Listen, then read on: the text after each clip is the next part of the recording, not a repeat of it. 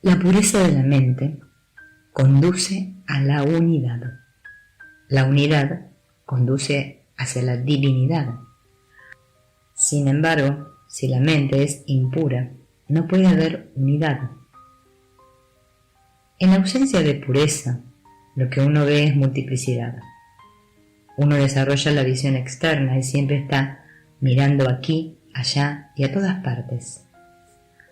Pero nunca verá hacia adentro para ver el morador interno, llámese Dios, Atma o Ser. No importa cuáles palabras utilicemos, el significado de la realidad no cambia. Así como uno puede llamar el agua con cualquier nombre, mar Arábigo, océano Índico, océano Atlántico, de cualquier manera. Agua es agua. El agua no cambia. Una vez que la mente se convence de que no tiene poder propio, sino que funciona gracias a un poder superior llamado ser, ella se entregará amorosamente a ese poder superior que es el ser. El ser es la luz y el poder que nos permite funcionar, hablar, hacer cualquier cosa. ¿Qué es entrega? Entrega significa desarrollar un sentido de equilibrio. Esto implica que uno debe aceptar todo como la voluntad de Dios y ser igualmente feliz. No importa cuál sea la situación, buena o mala. Bien sea que las cosas sucedan de acuerdo a nuestros deseos o no. Uno debe permanecer en un estado de equilibrio. A menudo encontraremos que mientras uno está supuestamente entregándose, uno le hace ciertas exigencias a Dios y le dice qué es lo que debe hacer. ¿Esto se puede llamar entrega? Eso significa que nosotros queremos que Dios se rinda a nuestra voluntad. La entrega a veces es llamada la madre de la sabiduría. Para saber, uno tiene que amar. Para amar, uno tiene que saber. Ambos son complementarios. Entregarse es darse cuenta de que el verdadero amor de uno solo puede ser por Dios. En lenguaje común, decimos que amamos a nuestros hijos, amamos a nuestra familia, amamos este lugar o aquel otro, y así sucesivamente. Sin embargo, el verdadero amor nunca puede ser por nada externo al ser. Por eso, la palabra amor solo debe ser utilizada para Dios. No debe ser utilizada para nada externo a nosotros. Esas cosas externas que nosotros decimos que amamos son simples apegos. El amor y la sabiduría van juntos, convergen en la misma meta. Considerar a Dios como algo externo a uno es solamente una imagen mental. El llamado Dios personal indudablemente es externo a uno, pero la esencia es la misma, el ser, la divinidad sin nombre ni forma. Mucha gente está bajo la impresión errónea de que el ser es igual al Dios personal, ya sea Rama, Krishna, Sai Baba o cualquier otra forma de Dios. El ser es Atma, es la divinidad sin nombre, forma ni atributos.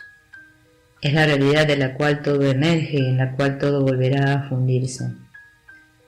Incluso los dioses personales que aparecen de vez en cuando emergen de la divinidad sin nombre y sin forma.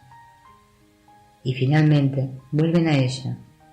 Toda la creación surge de esa divinidad, sin nombre y sin forma. Desde el nacimiento hasta la muerte, uno se identifica con el cuerpo, perecedero, que está sujeto a cambio, deterioro y muerte. A veces uno ora. Condúcenos de la mortalidad a la inmortalidad. Eso significa que hay algo inmortal en uno. Pero solo es una oración, no la realización de la verdad dentro de uno. El aspecto inmortal puede ser explicado de manera muy simple. Esa luz o corriente inmortal que le permite al orador hablar en este momento es la misma luz que le permite a los oyentes oír. ¿Alguien puede decir que hay una diferencia? Esa es la divinidad. Ese es el ser. ¿Un cuerpo sin vida puede hablarle a un cuerpo sin vida? La vida es conciencia, constante y sin contenido. ¿Cuál es el objetivo de la vida? Es darnos cuenta de nuestra verdadera identidad, ya sea a través del camino de la acción, el camino de la devoción o el camino de la sabiduría. Lo que hay que hacer es abandonar el egoísmo y las características egoístas de la mente. Eso significa que uno tiene que sacrificar el ego y estabilizar la mente para alcanzar la meta de la vida. Purificar y estabilizar la mente también es útil en nuestra vida mundana. Mientras menos egoísta sea uno en la vida mundana, mejor será y con más eficiencia llevará a cabo sus obligaciones. En el camino de la acción, uno tiene que actuar sin el sentido de que es el individuo, el hacedor. Las acciones llevadas a cabo sin ego no dejan huella, no dejan impresión ni tendencias en la mente. En el camino de la devoción o entrega, uno tiene que fundir su sentido de individualidad en Dios. En el camino de la sabiduría, uno tiene que darse cuenta de que no hay individuo, de que la individualidad es un mito. ¿Por qué a veces encontramos que las personas se comportan agresivamente? Al igual que los animales, los seres humanos tienen instintos y tienden a reaccionar instintivamente ante cualquier cosa que los confronte. Si alguien es agresivo o desagradable con una persona, su reacción instantánea puede ser responder de la misma manera. Por eso, a veces se recomienda que en vez de reaccionar de inmediato, se debe esperar unos momentos. ¿Qué ocurre durante el periodo de tiempo de esa pausa? La mente o el ego se hunden en su fuente, regresan al lugar de origen. Ese lugar de origen es el corazón espiritual que se encuentra en el lado derecho del pecho y es el asiento de la conciencia. Está lleno de paz y bienaventuranza y durante esa pausa la mente se sumerge en esa paz. Luego, cuando se reacciona desde allí, la reacción será diferente. Ya no será instintiva, ya que se logró paz. La reacción será pacífica. Si uno continúa practicando esta técnica de hacer una pausa, llegará un momento en que no habrá reacción en absoluto. Entonces, incluso tampoco habrá quien practique. Practicar esta y otras técnicas espirituales conducirá a reducir al mínimo nuestro interés en las cosas que son externas a nosotros. Solo entonces la mente aceptará ir hacia adentro y buscar su fuente. Hasta que uno alcance ese punto, la mente estará yendo de aquí para allá, buscando placer y felicidad, pero nunca podrá obtener placer y felicidad permanentes de los objetos externos que en sí mismos no son permanentes.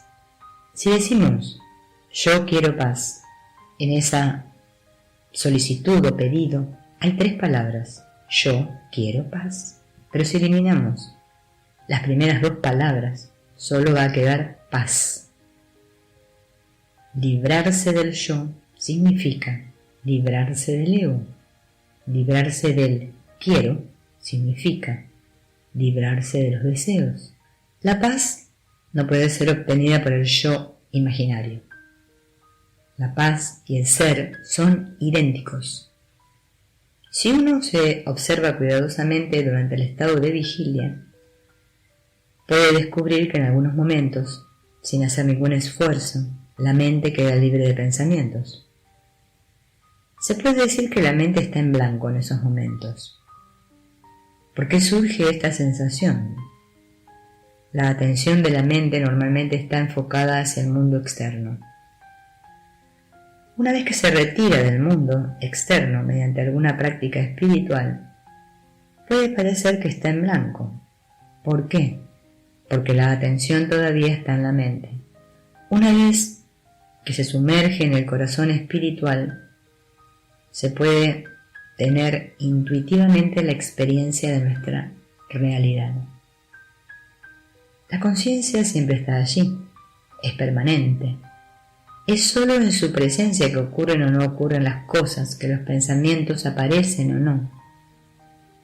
Si uno observa profundamente el funcionamiento interno de la mente, se puede detectar instantáneamente cuando la mente está a punto de levantarse y reaccionar.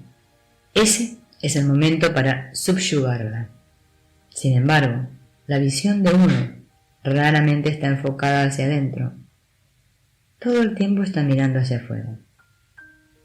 Hay una variedad de prácticas espirituales que se pueden emprender. Por ejemplo, uno puede simplemente recitar el nombre de Dios. Sin embargo, no se debe utilizar la lengua. Uno debe recitar el nombre de Dios mentalmente, al mismo ritmo de la respiración. Cuando uno se agita, la respiración también se agita. Y cuando uno está mentalmente en paz, la respiración también está pacífica. Otra práctica es observar la mente, observar los pensamientos. Dejar que la mente se observe a sí misma. Convertirse en la conciencia observadora. Cuando los pensamientos saben que están siendo observados, ellos automáticamente disminuyen. Cuando el ladrón sabe que lo están observando, huye.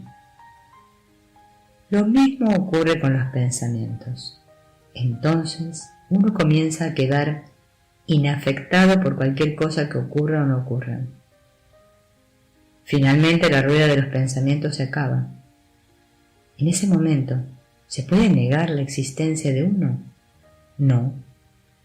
Los pensamientos dependen de la conciencia, pero la conciencia no depende de los pensamientos. La conciencia siempre está presente. La conciencia es existencia, existencia real. La conciencia es nuestra verdadera naturaleza. Otra práctica es apegarse al pensamiento yo. Todo ocurre solo después de llegar al pensamiento yo. Una vez que aparece el pensamiento yo, todo lo demás también aparece. En el estado de dormir profundo sin soñar, no hay pensamiento yo. No hay pensamiento yo. En ese estado la mente no está presente. Entonces, ¿quién es el que va a tener los pensamientos? Solo el ser se encuentra allí, pero no se experimenta conscientemente. Al comienzo, se prescribe apegarse al pensamiento yo para fortalecer la mente, para que pueda concentrarse. Primero, la mente se concentra en algo externo, por ejemplo, en la imagen de Dios. Cuando uno se concentra en un solo pensamiento, todos los demás pensamientos desaparecen. ¿Quién es el que se concentra? Es el yo personal. Entonces, gradualmente, hay que retirar la atención del objeto externo y enfocarla hacia el sujeto, el yo. Averigua quién es este yo. Averigua de dónde surge esta noción de yo y permanece como la fuente del yo.